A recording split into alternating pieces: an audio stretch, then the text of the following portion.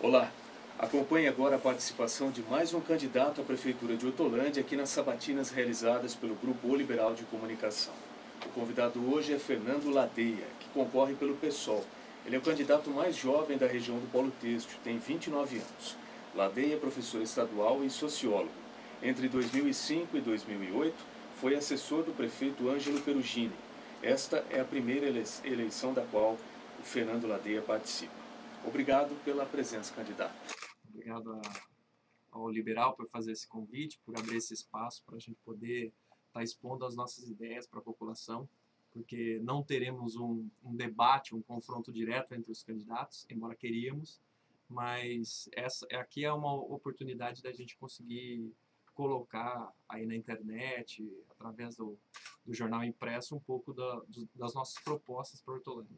Eleito prefeito, qual a primeira medida que o senhor vai adotar na cidade?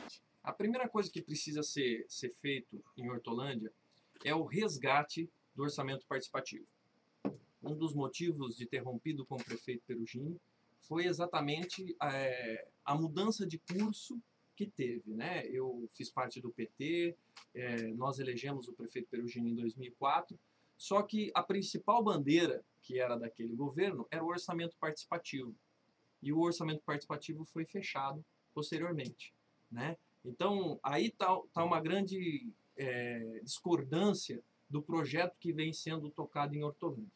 A nossa principal bandeira, o nosso principal projeto para Hortolândia é o resgate do orçamento participativo. As pessoas discutirem quais são as prioridades de cada bairro, as pessoas discutirem quais são os seus desejos e necessidades por bairro.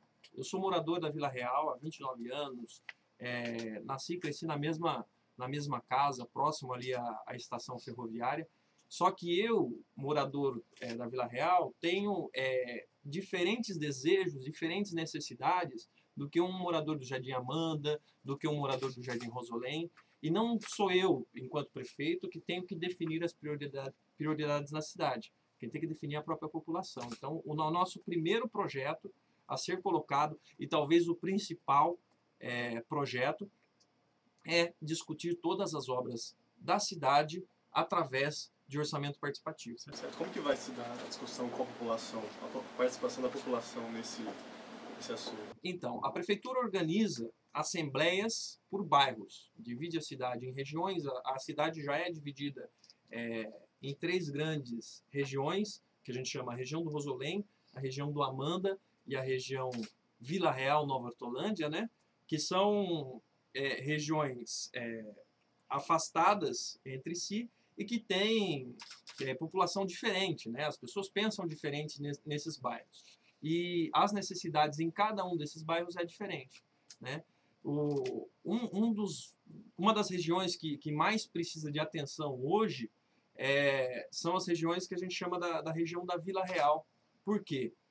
A cidade desenvolveu muito do lado sul da linha férrea, né? O Jardim Amanda e o Jardim Rosolém desenvolveram nesse processo, embora tenham muitas carências que a gente vai falar aqui conforme for entrando as temáticas, mas Hortolândia precisa desenvolver um pouco mais da linha para cima, que a gente chama, né?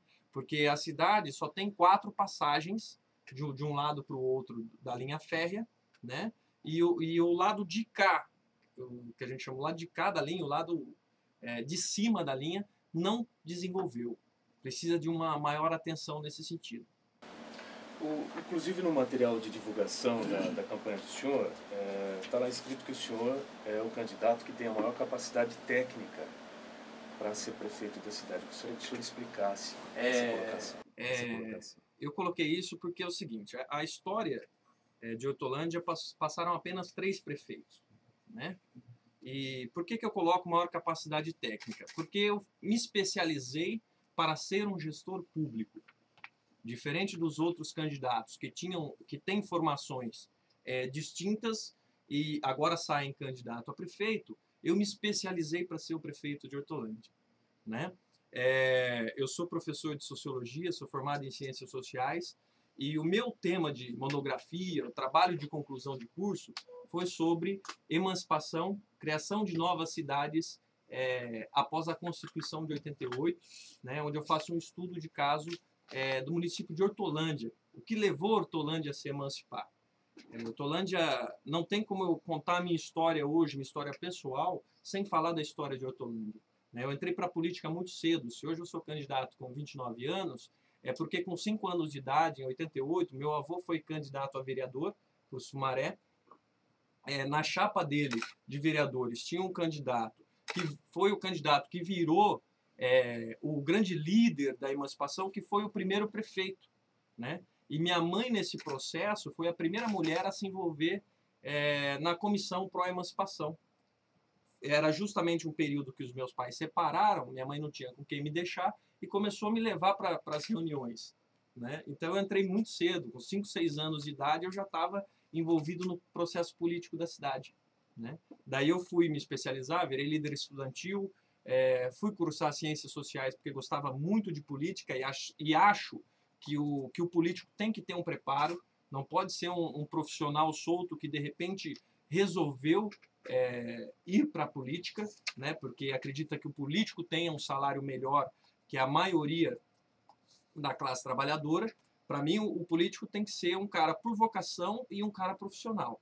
Então eu me profissionalizei nessa área.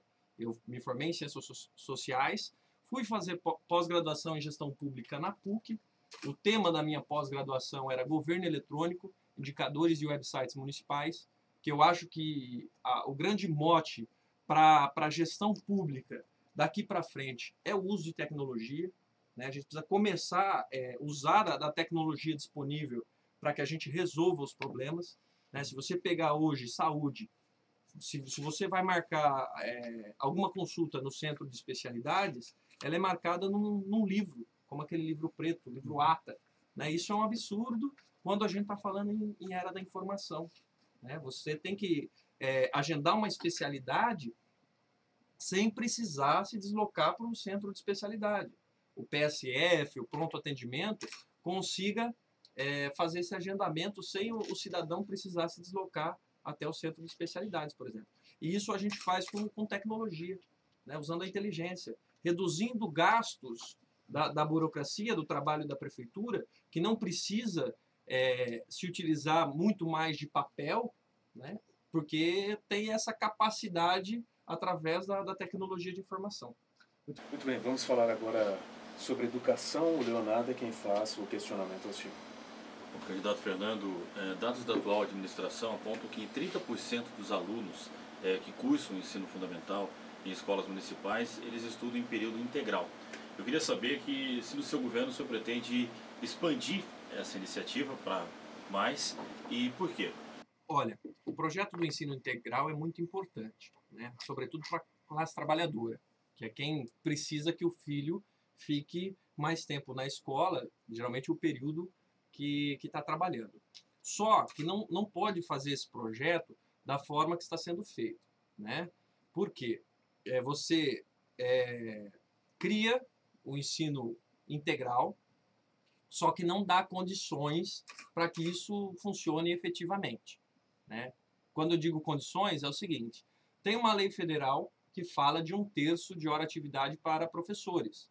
E isso precisa ser aplicado urgentemente, né? Mas às vezes o gestor municipal ou o gestor estadual faz vista grossa para as leis que geram mais gasto para a prefeitura. Mas daí não é mais gasto para a prefeitura, é você investir no professor, investir em quem está no dia a dia ali com o aluno, para que ele consiga ter um resultado efetivo, né? O que precisa ser feito em termos de educação antes de ir ampliando a carga horária do aluno? Primeira coisa, precisa colocar meta para o aluno de volta. Porque o projeto que foi implantado pelo MEC, foi implantado pelo Paulo Renato quando foi ministro da Educação, e não foi eliminado por Fernando Haddad, que é a questão da aprovação automática, né, chamada progressão continuada. O nome é lindo, mas na verdade você está empurrando a criança para um moedor de carne. O ano passado, na escola La Forteza, que eu peguei aulas de 5ª série de geografia para tentar, para concluir a minha grade, eu tive uma experiência com alunos em quinta série, alunos que vinham da prefeitura analfabetos. E como que você vai ensinar geografia para um aluno analfabeto?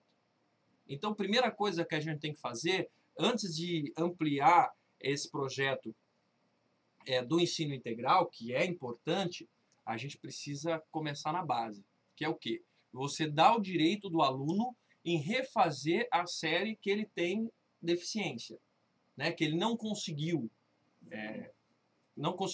adquirir as habilidades necessárias de leitura, escrita, a capacidade matemática, né?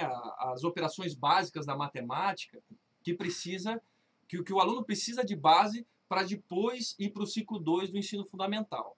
Então, o que acontece hoje é aluno chegando na quinta série, no sexto ano, sem essas habilidades necessárias nessa idade, e nós sabemos que as pessoas têm tempos diferentes de aprendizagem, né? E nós temos que dar o direito do aluno refazer cada ano que ele teve dificuldade. E isso é a primeira coisa que a gente tem que ver no nosso projeto educacional. Porque Hortolândia, apesar de muito discurso de projeto pedagógico, Paulo Freire, Piaget, mas não tem um aporte político que dê suporte para que os projetos aconteçam e saiam do discurso.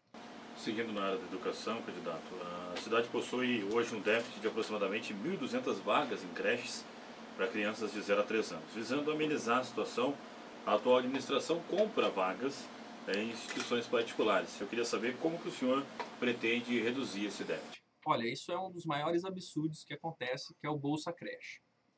Assim, quando você tem um programa igual a esse, você tem que ter uma entrada e uma saída. Olha, vocês terão o Bolsa Creche até que o governo municipal consiga construir uma creche nessa região, né? E a gente consiga suprir todas as vagas. E não foi isso que aconteceu. Depois de 8 anos, né, do atual governo da criação do Bolsa Creche, ainda continua, o governo não construiu creches necessárias porque julga mais barato a terceirização dessas vagas. O que acontece é uma terceirização. Quando eu pago uma bolsa para que um aluno fique em uma creche particular, é uma terceirização. Eu não posso terceirizar de maneira nenhuma o serviço, como acontece hoje em Hortolândia. Hortolândia tem hoje, a creche é terceirizada, os carros são alugados, né, os carros da prefeitura. Hoje a prefeitura gasta, ano, 9.300.000 com aluguel. Isso daria para comprar um carro zero por dia para a prefeitura. E a prefeitura gasta em aluguel. Então, a prática política que está instaurada hoje em Hortolândia, a gente precisa mudar essa prática da terceirização, né? Porque isso daí consome um recurso muito grande da prefeitura e que isso não retorna em serviço para a população, né? A Bolsa Creche, por exemplo, é um dos programas desse tipo. Você não tem como acompanhar diretamente essas creches terceirizadas, como você tem numa creche pública. Você vai contratar alguém, é um profissional de pedagogia, é alguém especializado na área, e você tem como controlar o trabalho dessas pessoas. Agora, quando você terceiriza a creche, você não tem como controlar isso tudo.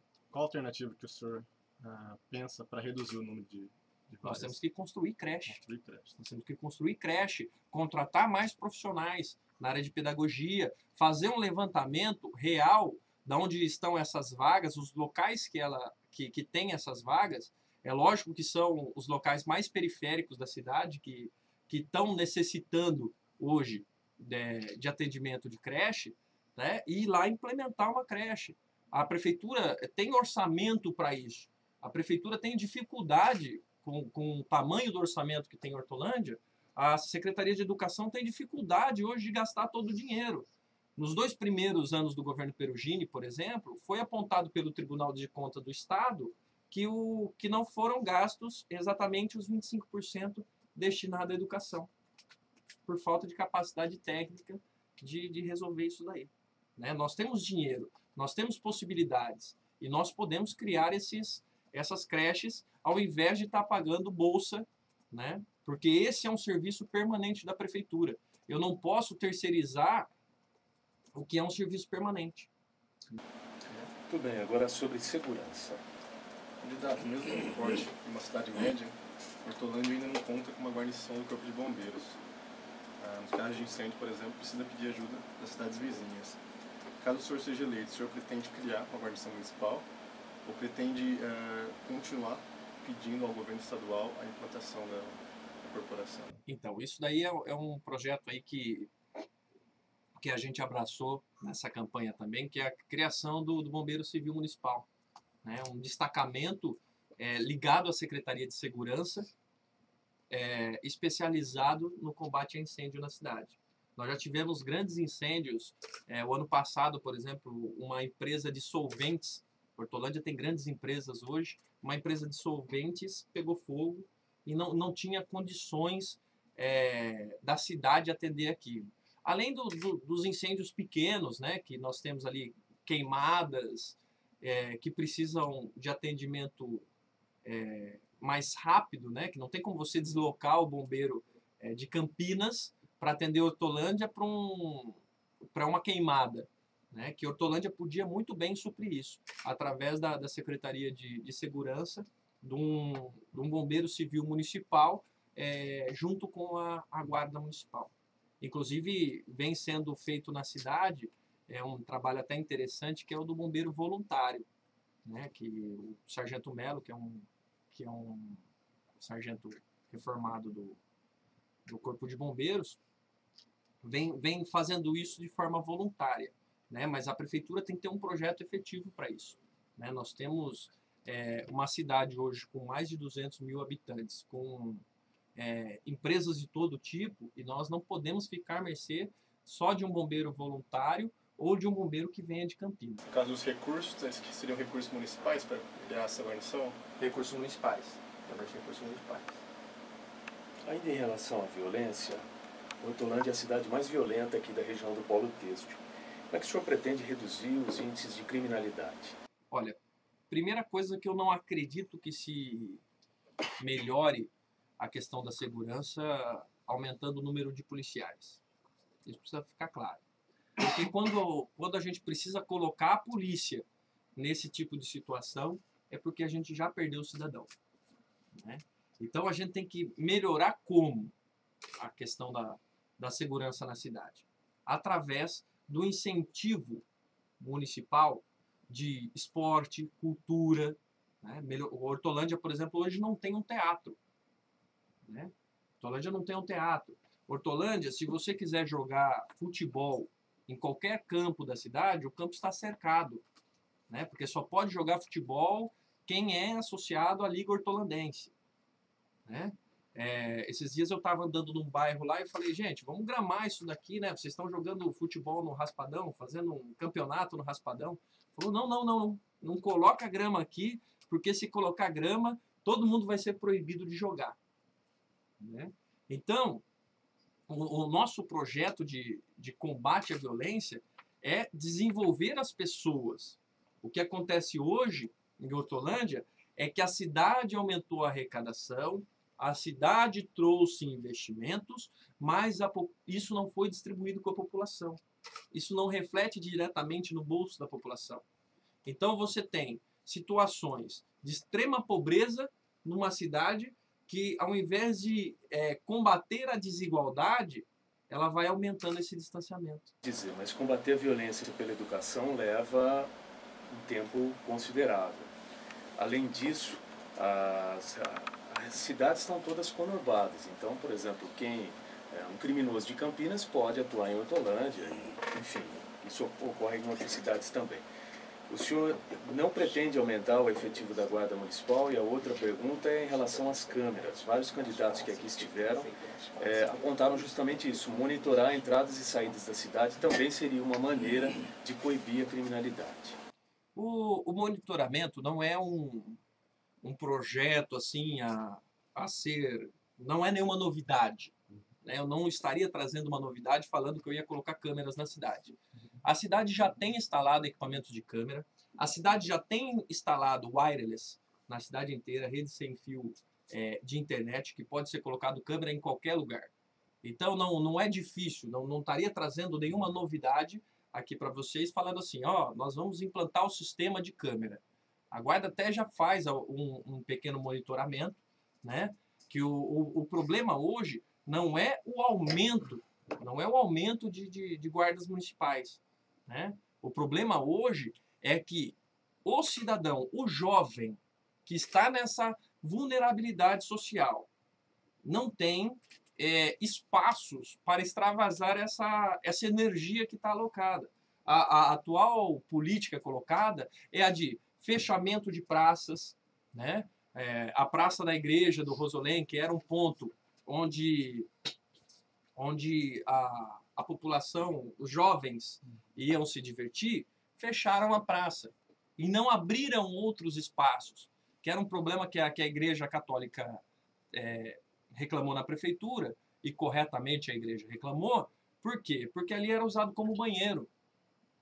Mas Hortolândia não tem banheiro público, né? Não tem banheiro público. Não tem espaço de lazer, não tem praças de lazer com banheiros públicos, né? Então, o que a nossa juventude está fazendo? A nossa juventude está se enclausurando em festas particulares, em chácaras, onde rola todo tipo de coisa, né? Inclusive, nós temos candidato na cidade defendendo esse tipo de coisa, né? Em vez de a gente criar áreas de lazer, áreas de cultura, praças de esporte, né?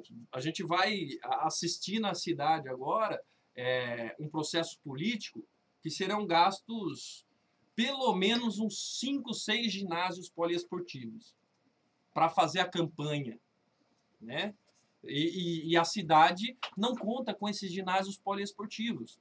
Se eu quiser jogar uma bola hoje, eu não posso. Eu sempre joguei basquete e handebol, né? Eu não tenho, na minha região da cidade, uma quadra poliesportiva decente que eu possa jogar, né? Então, essa questão da segurança não é só colocar a polícia para dar borrachada em cidadão.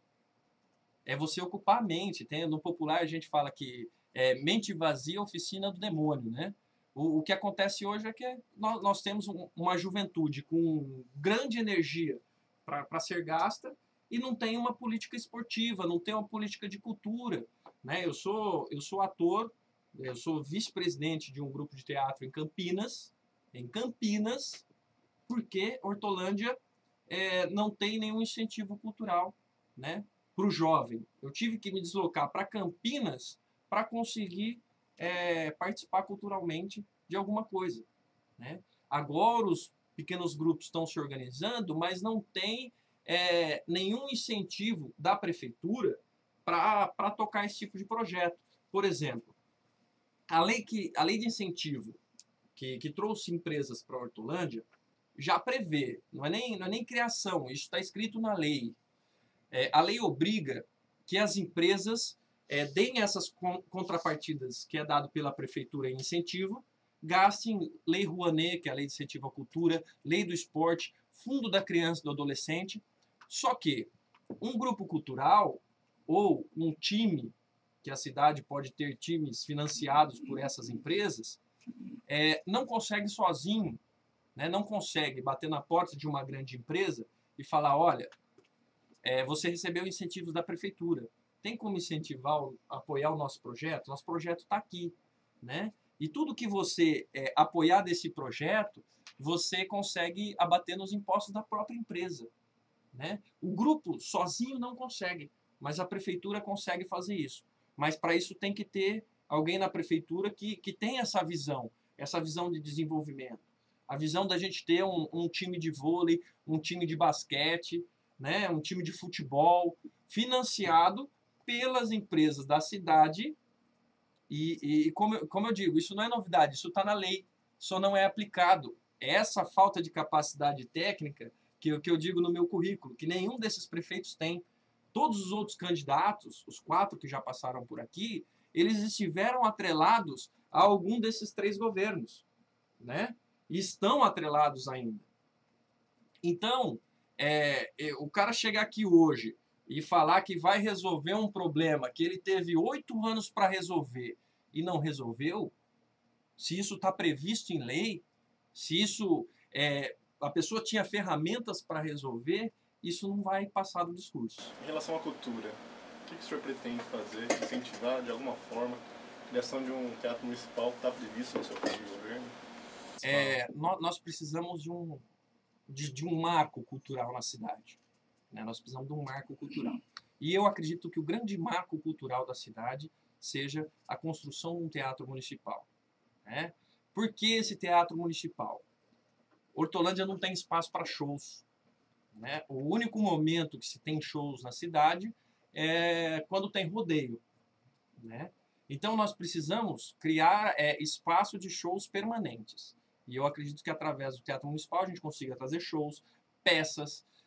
A cidade já está sentindo essa necessidade, né, de ter esse espaço. Por exemplo, a estação ferroviária.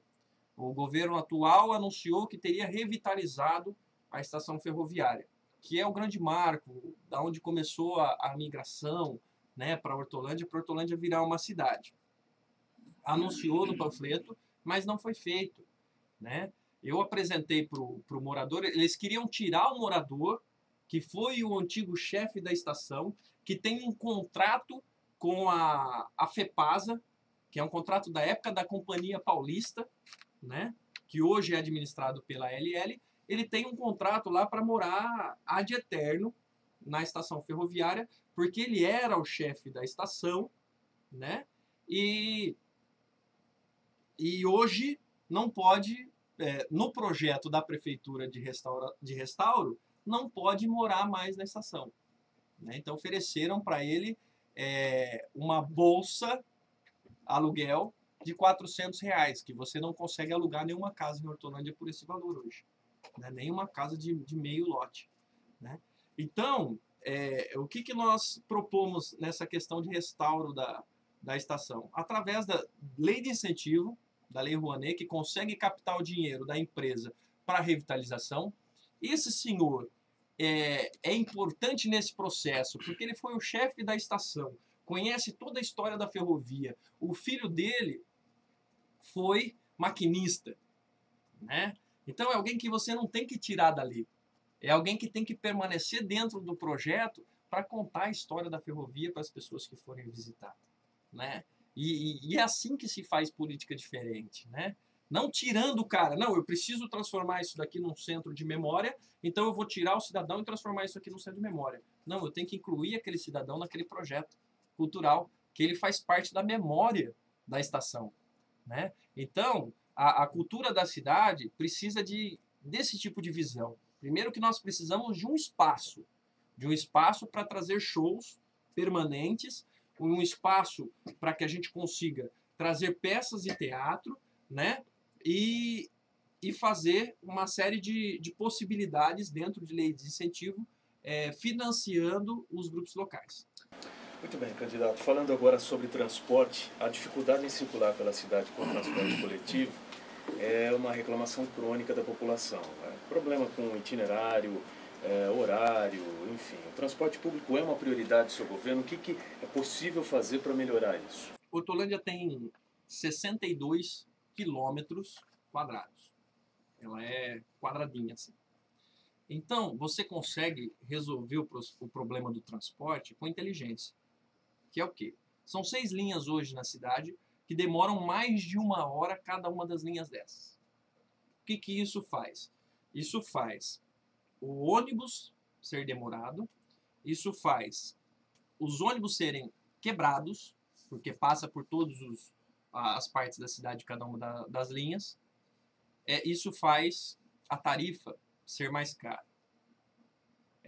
Na nossa ideia, nosso projeto de transporte urbano coletivo na cidade, o que tem que ser feito?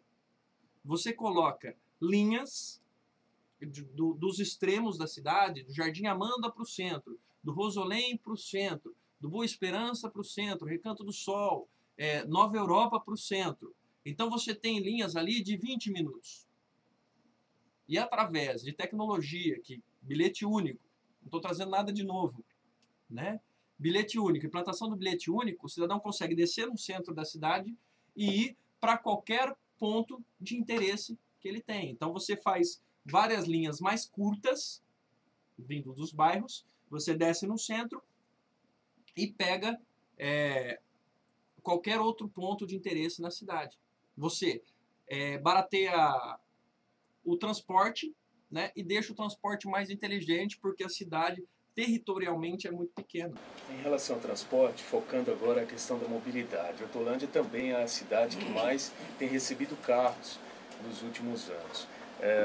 Muita gente reclama de congestionamento no final de tarde na cidade. Outro dia eu ouvi um morador falar que demorou 40 minutos para sair da cidade, indo para São Paulo.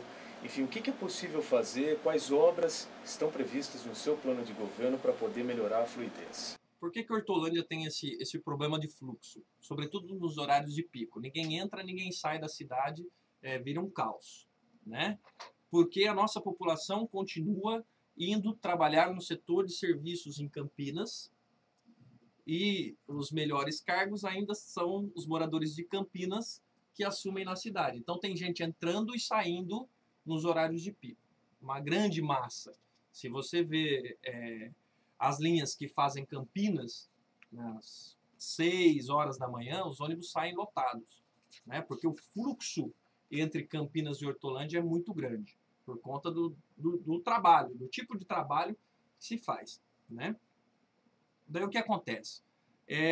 Na questão de mobilidade, por exemplo, nós vimos agora a toque de caixa durante o processo eleitoral, a prefeitura duplicou uma das principais avenidas da cidade, a Avenida da Emancipação. Só que o problema ali não é a duplicação. O problema ali é o trevo da cidade, né? Que sai da Avenida da Emancipação e pega a SP-101 sentido Campinas ou sentido Montemor. O que acontece? Isso daí você vai passar no mesmo gargalo. O problema ali é quem entra cruza com quem sai.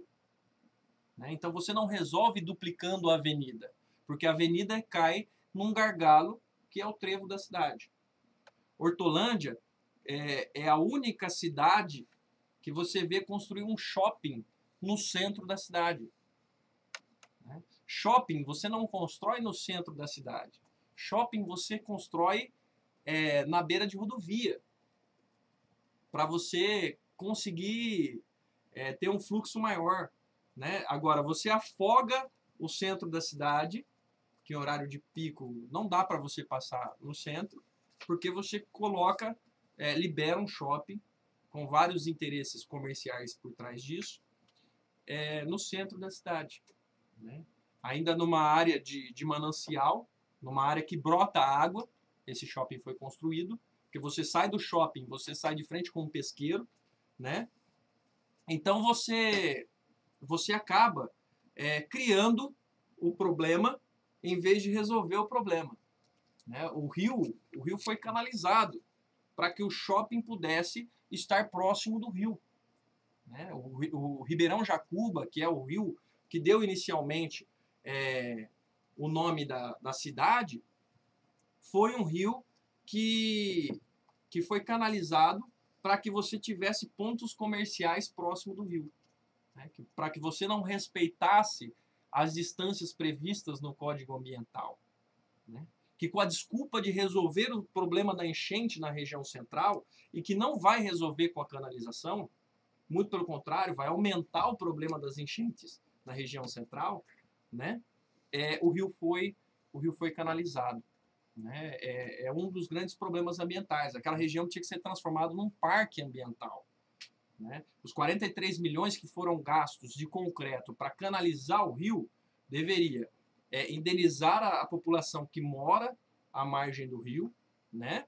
E transformar aquilo num grande bosque, numa planície de alagamento, como ali respeitar a natureza. Por que se dá a enchente na região central? O bairro central chama Remanso. Remanso, se você consultar o dicionário, qualquer um pode consultar isso, é água que volta. É a água que volta mansamente, né? O remanso do rio. Então, a enchente ali não se dá pela água que desce. Eles estão construindo dois grandes piscinões, né, para receber a água, para não deixar a água chegar na região central. Só que a região central alaga por problema da água que volta, não é da água que desce. Então, o que vai acontecer? Com a canalização, você vai impedir a água que já desce de infiltrar, vai fazê-la chegar mais cedo na região central, e quando elevaram a ponte 1,20 m, 1,30 m, e quando chegar naquela ponte, ela já tomou toda aquela região, porque ali é uma planície de alagamento. A ferrovia foi construída em 1873, procurando a primeira curva de nível, fora daquela planície aluvial, né? Fora da onde alagava. Então, não tem como a gente achar que com a nossa engenharia absurda, a gente consiga resolver um problema que o rio demorou milhões de anos para passar naquele trajeto. Então a gente tem que resolver esse problema como? Criando pontes para a ligação da cidade, né? Ligando todas as regiões da cidade. Nós precisamos construir várias pontes, né? Tem até uma discussão de se a ponte vai com estaio ou se vai sem estaio, né? A ponte estaiada é uma ponte mais cara, mas independente de ponte mais cara, nós precisamos construir pontes na cidade, criar mais ligações de um lado para o outro, que hoje, como eu disse no começo da entrevista, a cidade é dividida pela linha do trem e pelo rio, né? Então nós precisamos criar pontes, ligar os pontos da cidade, né? Só que de uma maneira barata, de uma maneira inteligente, sem querer aparecer, né? Ao invés de resolver o problema, querer aparecer, nós precisamos de um cartão postal. Nós não precisamos de cartão postal. Nós precisamos resolver o problema de mobilidade urbana na cidade. O senhor é contra a ponte estaiada? Olha, eu sou contra gastos desnecessários em obras que poderiam ser duplicadas. Com o dinheiro de uma ponte estaiada, eu construo 2 pontes normais e ligo uma outra região, né? Então isso precisa ser visto, né? O problema é o tanto que se gasta em cada uma dessas obras na cidade. Tem se gastado muito sem resolver os problemas, né? Então, se a ponte é com estaio ou sem estaio, isso daí tem que ser resolvido em assembleia, com a própria população. E aí, gente, uma ponte estaiada fica X. Uma ponte sem estaio fica Y. O que a gente vai fazer? Vamos resolver. Não sou eu que tenho que decidir isso, é a população que tem que decidir isso. A gente faz uma consulta popular, reúne a assembleia, discute, né? Se a população falar, não, nós queremos uma ponte estaiada para ser o cartão postal da cidade, é uma coisa.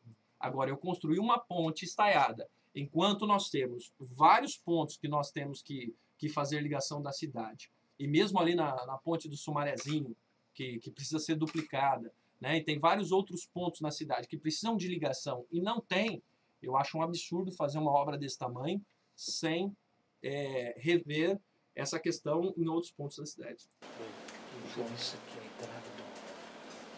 No seu plano de governo, o senhor afirma o seguinte: não há política para micro e pequenos empreendedores na cidade, da indústria, comércio e serviços. No seu caso, o senhor seja eleito, o que o senhor pretende fazer por esses microempresários, micro e pequenos empresários? O que acontece quando eu disse mudança de perfil político, que fez romper com o PT, que fez romper com esse governo, foi o seguinte: quando nós elegemos o atual prefeito, a grande proposta era cooperativas populares, atendimento ao micro e pequeno empreendedor, né? Só que depois que assumiu essa questão, passou a atender apenas os grandes industriais, né? Não se tem política para o pequeno e microempreendedor na cidade e nem mais para cooperativas populares. Esse discurso, então, foi abandonado, foi zerado da discussão, né? Não se tem atendimento. Hoje, quando fala em incentivo, só tem incentivo para o grande industrial. A prefeitura só atende o grande industrial, né? Se tem um comerciante que precisa resolver algum problema, seja lá de nota fiscal eletrônica, qualquer um desses problemas, vai junto à associação comercial, né? A associação comercial que acaba fazendo esse atendimento. E nós precisamos de que a prefeitura incentive isso. Por exemplo, essa questão do transporte, que eu falei, de mudar as linhas para o fluxo, para o centro, é fortalecer o comércio local. O cidadão de Hortolândia é mais fácil ir para Campinas, de qualquer ponto da cidade, né? Mais fácil ir para Campinas, e ele acaba comprando todas as coisas em Campinas. Ele já trabalha lá, ele passa no final da tarde saindo do trabalho lá, e acaba comprando as coisas em Campinas.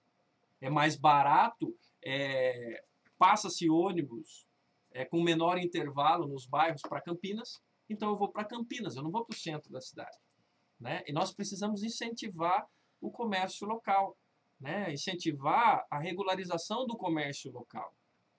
A política atual é de fechar bar, é de proibir as coisas, em vez de você procurar incentivar aquele cidadão que quer ter um pequeno comércio a conseguir o alvará dele, a regularizar as questões de bombeiro, né? Porque a gente sabe que funciona precariamente em alguns lugares como esses, mas através do estímulo da prefeitura.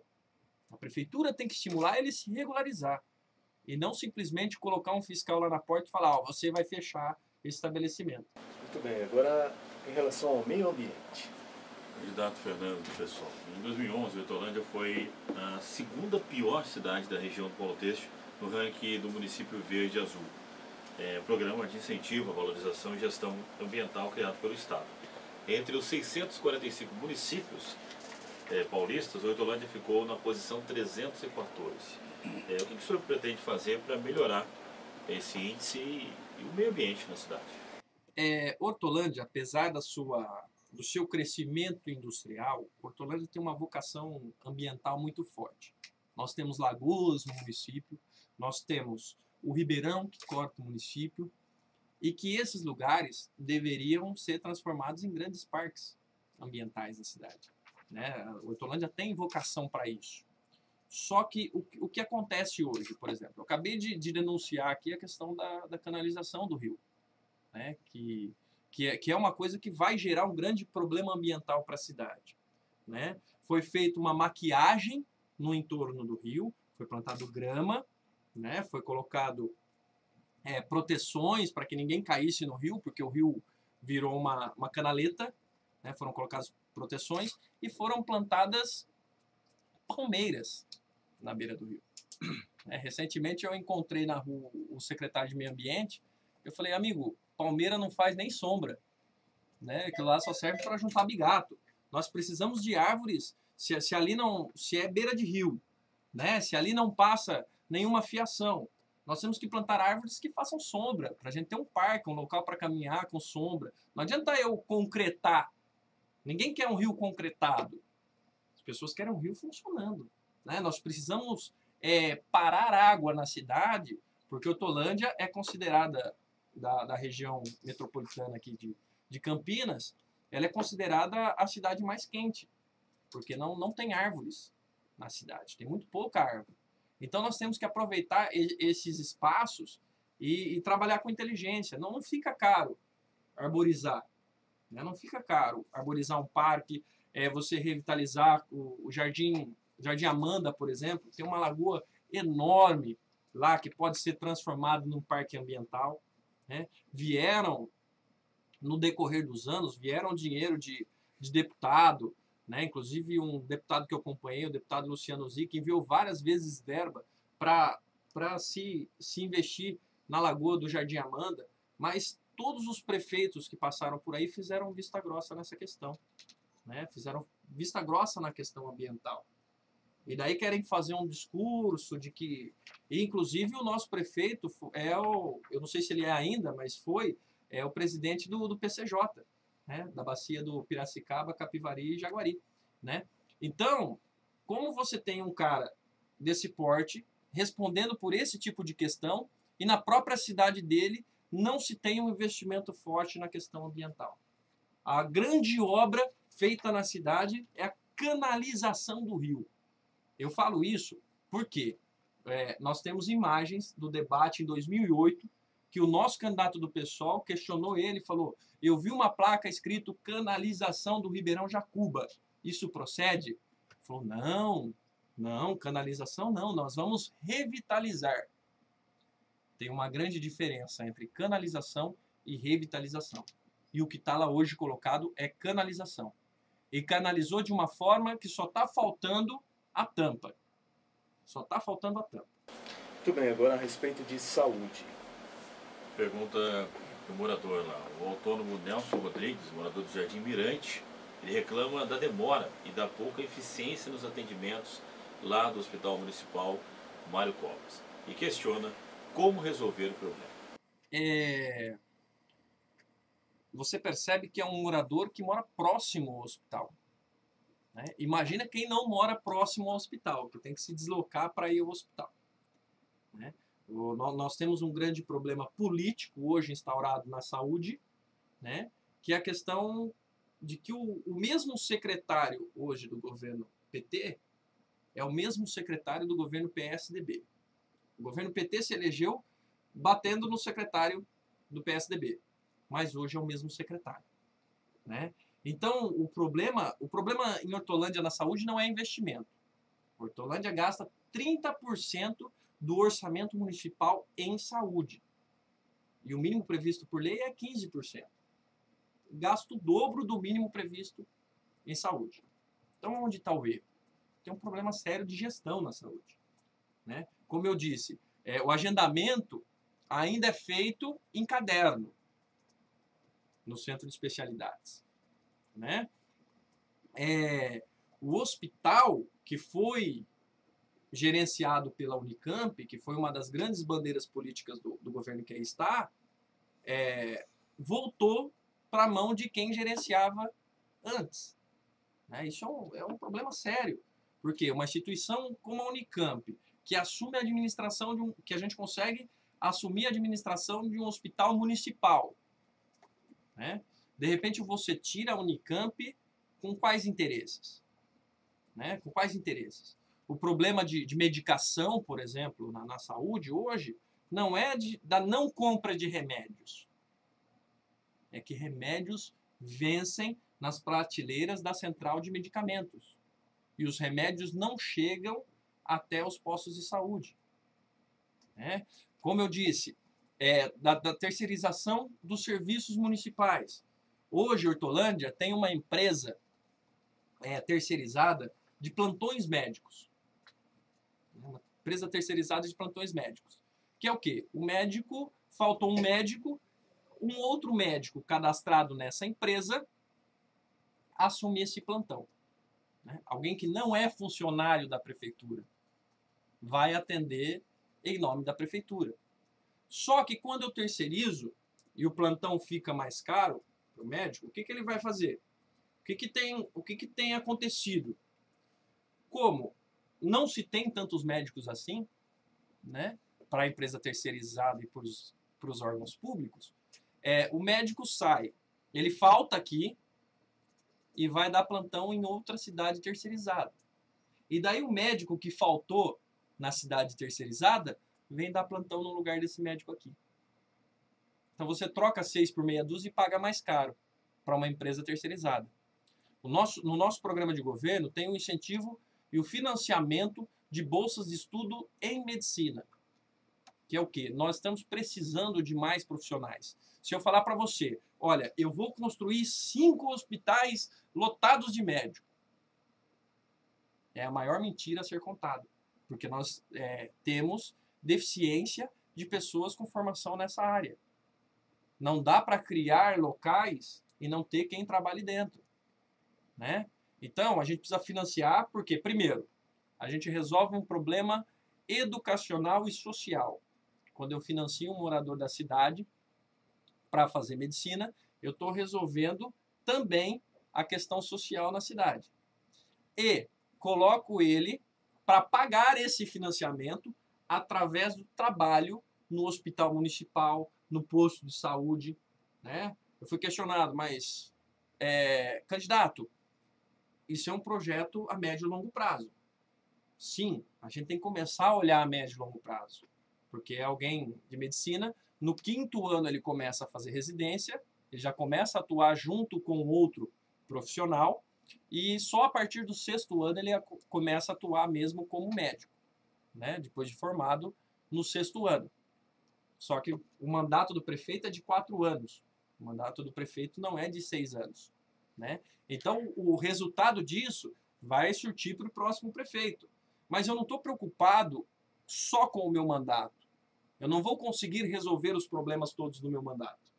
A gente precisa ter um norte, a gente precisa apontar um caminho, né, para começar a resolver esses problemas. E a saúde, se você não age com inteligência, a gente costuma falar, a saúde é um saco sem fundo.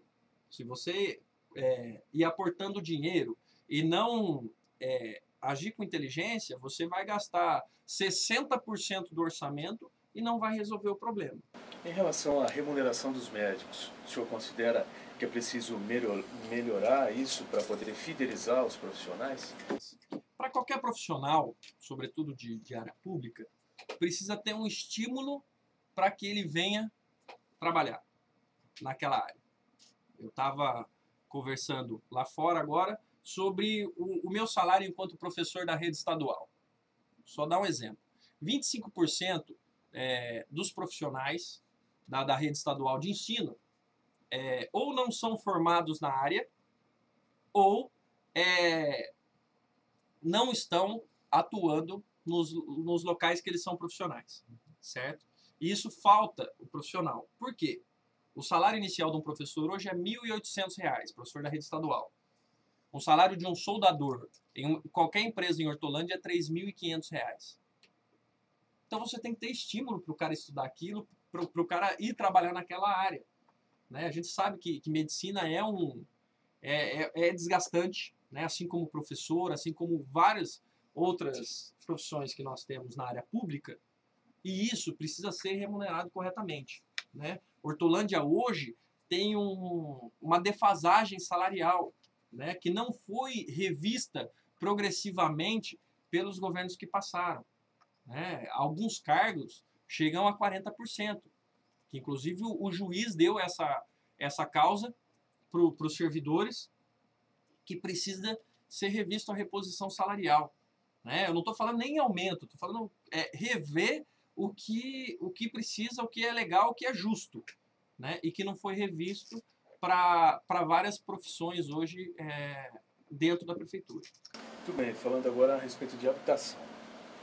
Candidato, frequentemente a Hortolândia enfrenta invasões de terra, né? Geralmente por movimentos sociais. A cobrança é sempre por moradia. Em relação a esses programas habitacionais, o que o seu governo fará de diferente do atual governo? O que aconteceu em Hortolândia até agora foi o seguinte: um incentivo de loteamentos fechados, loteamentos particulares de alto custo. Né? O que precisa ser revisto é o seguinte: as pessoas que estão morando em área verde, essas pessoas são cadastradas pela prefeitura e nós precisamos ampliar moradias de 0 a 3 salários mínimos, de pessoas que ganham de 0 a 3 salários mínimos, que foram feitos 3 empreendimentos só na cidade para pessoas, para esse tipo de moradia. Então nós precisamos ampliar esse tipo de moradia para que você consiga resgatar o cidadão que está morando em área irregular e regularizar os bairros que já estão assentados, que já foi feito divisão de área, que já foram feitas divisões de lotes, e a gente precisa trabalhar fortemente na regularização dessas regiões. Muito bem, eu aproveito aqui para fazer o encerramento. Nós vamos conceder mais 5 minutos para o senhor fazer as considerações finais. Creio que seja possível responder, inclusive, essa pergunta também. No plano de governo do senhor, o senhor afirma que há falta de transparência por parte dos governos. Eleito, de que forma o senhor pretende construir um governo transparente?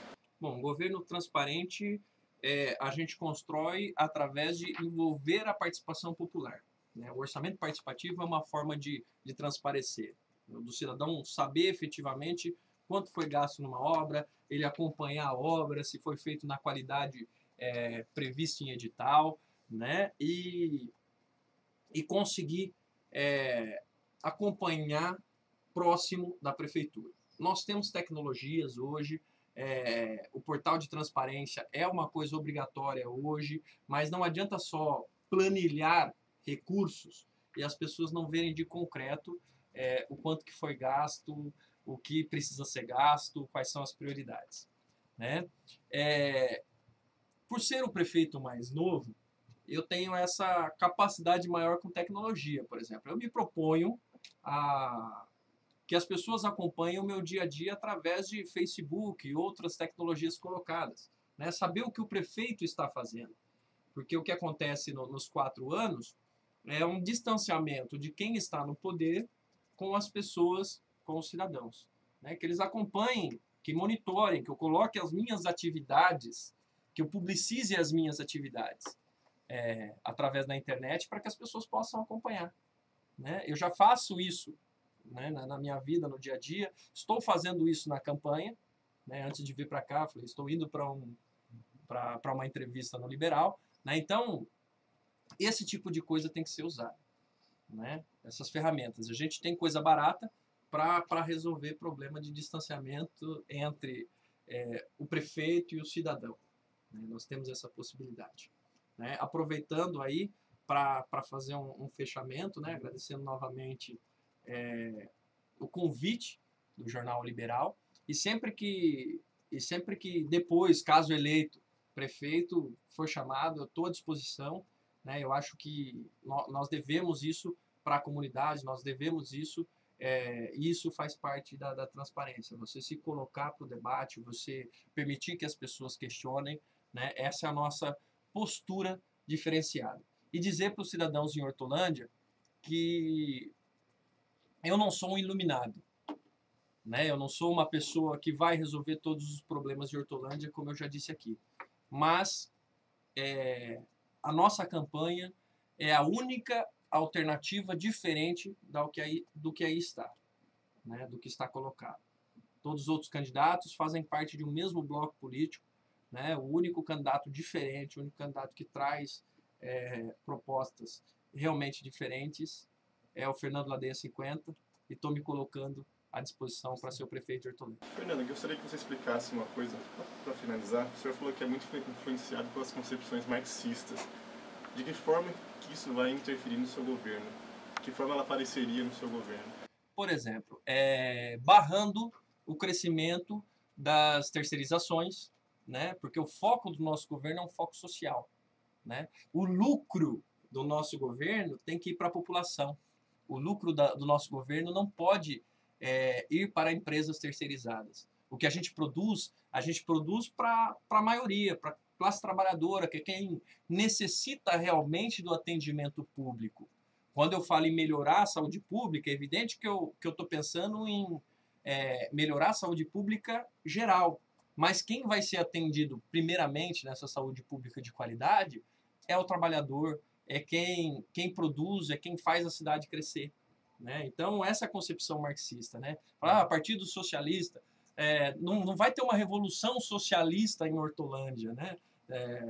Não se faz uma revolução internacional partindo de uma cidade, mas a gente pode mudar a concepção das pessoas começando na cidade, né? Porque é a cidade que a gente vive, é a cidade que a gente tem os problemas imediatos, e é ali que a gente pode mostrar uma nova forma de governar, sem corrupção, né? Sem envolvimento com esquemas, né? E é isso que a gente pretende fazer enquanto Prefeitura de Hortolândia.